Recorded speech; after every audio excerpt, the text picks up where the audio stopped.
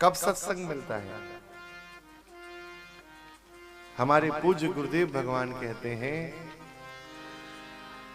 किसी जीव का भगवान संकल्प कर ले मुक्ति का,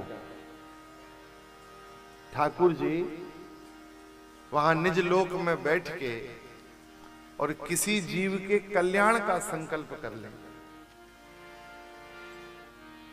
उसकी पात्रता अपात्रता का विचार किए बिना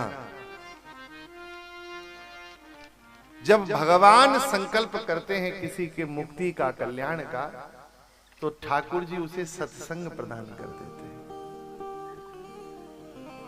जीवन में सत्संग प्राप्त हो तो समझना श्री ठाकुर जी ने हमारे कल्याण का संकल्प कर लिया। हम लोग संकल्प करते हैं तो प्रयास करते हैं कि उस संकल्प की हम रक्षा करें। संपूर्ण जीवन पिता संकल्प करके कहता है, इयं सीता मम सुता तव धर्मचरी तव,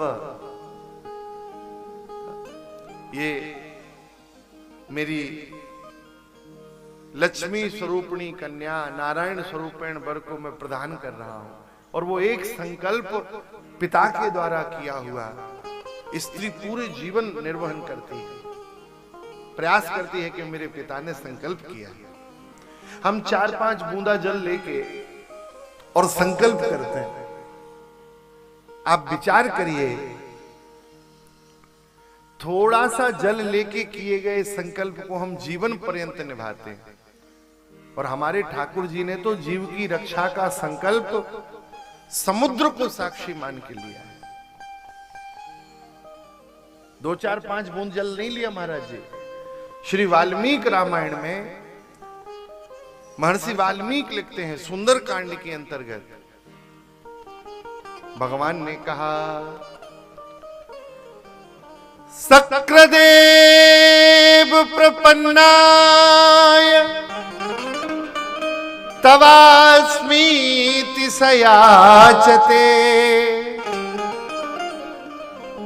अभयं सर्वभूतेभ्यो ददाम्येत व्रतम मम। जो ऐसा एक बार कह दे कि हे प्रभु हम आपके हैं, हम आपकी शरण है, केवल एक बार, बार बार कहने की आवश्यकता नहीं।